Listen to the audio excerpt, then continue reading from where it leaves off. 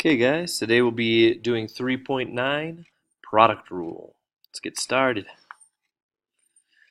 First thing, find the instantaneous rate of change of the function below. Okay, the way that you would go about doing this as of right now would be to distribute, FOIL it out, correct? Okay, so let's just do this real quick. I'm just going to rewrite it right now. So that times that would be 2x cubed. That times that would be minus 7x squared plus 8x squared minus 28x. Okay, so then we're going to combine like terms. So we're going to still have not taken the derivative. 2x cubed plus x squared minus 28x. Okay, at this point I can go about taking the derivative because I have it into terms. And I can take the derivative of each term separately. So the derivative of this one right here would be 6x squared plus 2x minus 28. And that would be the derivative of this function. Now what I'm going to show you how to do today though is instead of having to FOIL it all out, I'm going to show you how to take the derivative of something that's multiplying like this. Okay, these two terms multiplying. Just for your own information, if it's like this, it's probably still easier to FOIL it out, but we're going to be doing functions that are multiplying that you wouldn't be able to FOIL out. Something like, let's say 5x squared plus 3 times natural log of x. Like as of right now, you would have no way of doing this at all. So I'm going to show you how to do the derivative of things that are multiplying. We're going to use this as an example, okay? So this guy right here, I am going to write him down, and we're going to do the derivative of this using that other rule so you can see it's the same. So it's 6x squared plus 2x minus 28. Okay, let's go forward. Here is the rule. We call it product rule. Product for multiply, yeah? Okay, so you're going to call one of the functions as being multiplying f, the other one g. What you're going to do first is rewrite it. Then you're going to take the derivative of the other one and multiply it with it. So it's going to be rewrite this, take the derivative, plus rewrite g, yeah, and then take the derivative of f. Okay, so let's give this a try here. And so do you think it matters if you remember this exact order? It shouldn't, right? I mean, you can do this in any order you want, really. If you did g prime of x times f of x plus f prime of x times g of x, those two things are going to come out to be the exact same. Yeah, because there's addition, and it doesn't matter in which order you add, and then also multiplication, it doesn't matter in which order you multiply. So it doesn't really matter how you write this out. Just make sure that you rewrite one of them, take the derivative of the other, and then you add them together. So order is not a big deal here. It will be on the future with other types of rules, but this one, not too bad. Okay, so here's that one that we did earlier. Okay, so we should already know the answer. I believe it was and I think I'm taking a guess here. I think it was 6x squared minus 2x something. I don't know. Let's see if we get it. Okay, so I am going to. I usually draw like a little line where my multiplication is happening. This is my f. This is my g. Okay, now so let's write out what I'm going to do here. I'm going to do f times g prime plus g times f prime. Okay, so I'm going to rewrite f.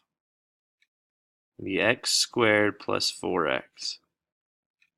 Take the derivative of g. Derivative of this is just going to be 2. Plus, rewrite g. That's going to be 2x minus 7. And then take the derivative of f. Okay, the derivative of that is going to be 2x plus 4. Okay, now this is going to be the exact same thing as we wrote down for the derivative earlier. Let's just multiply it out and show you. So I'm going to distribute this 2 first. 2x squared plus 8x plus, and I'm going to need to FOIL all this here. Okay, so that's going to be 4x squared plus 8x minus 14x and then minus 28. Okay, let's combine like terms and see if it comes out. Students, just a reminder, breakfast is being served in the cafeteria. Again, students, breakfast is being served in the cafeteria. Also, first, could you report to your 5th period today, students? Report to your 5th period class. Those guys all combined. So we got 16 minus 14, so plus 2x. Oh, so this was a plus 2x from before. And minus 28. Okay, and that's what we should have gotten, which is what we did get on that first PowerPoint slide when we had a FOIL, then take the derivative. If you notice, this did take longer than doing it on that first slide, but like I said, this one I would have still done it through FOIL and then taking the derivative. But there are ones where you have to use product rule. Okay, this one. If you were going to do something like this, I want to make sure that you understand what you would do. You would rewrite it out. So this would be rewritten as x cubed plus 7, x cubed plus 7. Yeah? And then if you want to take the derivative, you have 2 routes you can go. You can either FOIL it out and take the derivative of each term like we did on the first, or you could do product rule. You could split it up, call this f, call this g, and do f g times g prime plus g times f prime. Yeah? Now I'm not going to do that one because it's very similar to this one, and I want to go forward and do some of the other ones. Okay, so find the instantaneous rate of change at pi over 2. Okay, so what you would see here is you have this thing right here, negative 3x squared, multiplying with sine of x. Okay, so what I'm going to do is I'm going to split them up. This is my product rule. This is my f. That's my g. Okay, now I need to take the derivative because it says find the instantaneous rate of change. And then after I take the derivative, it looks like it says find it at this point, so I need to plug that in. Okay, this is product rule. So now I'm going to call it f prime of x. Okay, now don't get this f mixed up with me calling this thing f, okay? Different f's. Now remember, it's f times g prime plus g times f prime. Okay, so I'm going to rewrite f. Negative 3x squared. Okay, times the derivative of g. The derivative of g, remember with the trig functions, it is sine, cosine, negative sine, negative cosine, and you go in a clockwise motion to find the derivatives. Okay, so the derivative of sine is cosine. Cosine of x plus g, just rewrite sine of x, times the derivative of f, which is going to be negative 6x. Okay, guys, so now we got the derivative of this function. It looks like we can factor something out of each term. So what we're going to do here is, it looks like each term, this term and this term, both have a negative. They both have a 3 we can take out and an x. So I'm going to rewrite this like this. Negative 3x.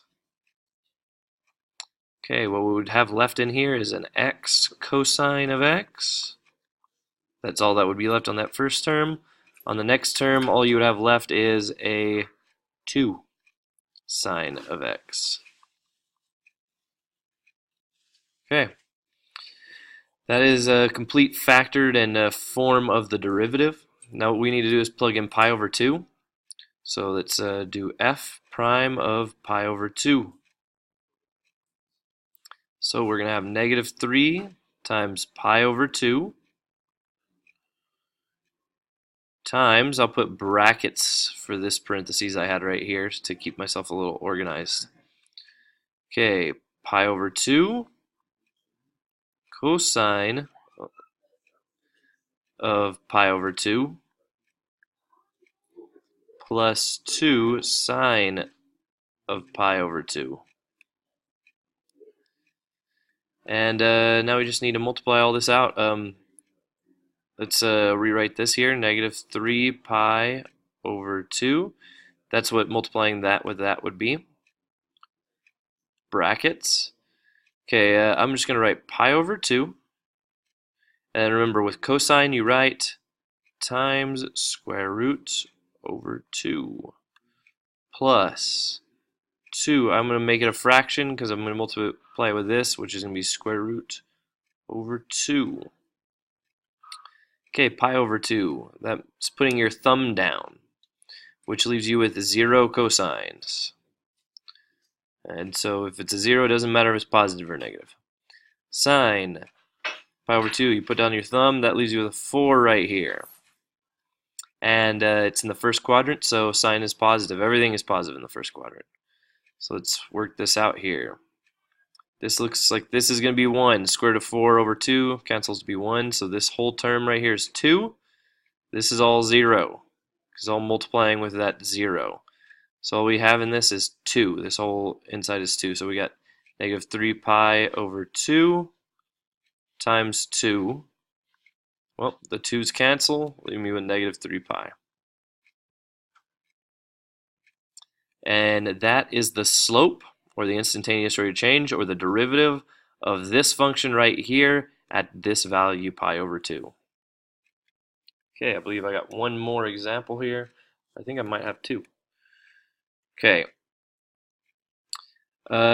G of 1 is equal to negative 10. G prime of 1 is 7, and h prime of 1.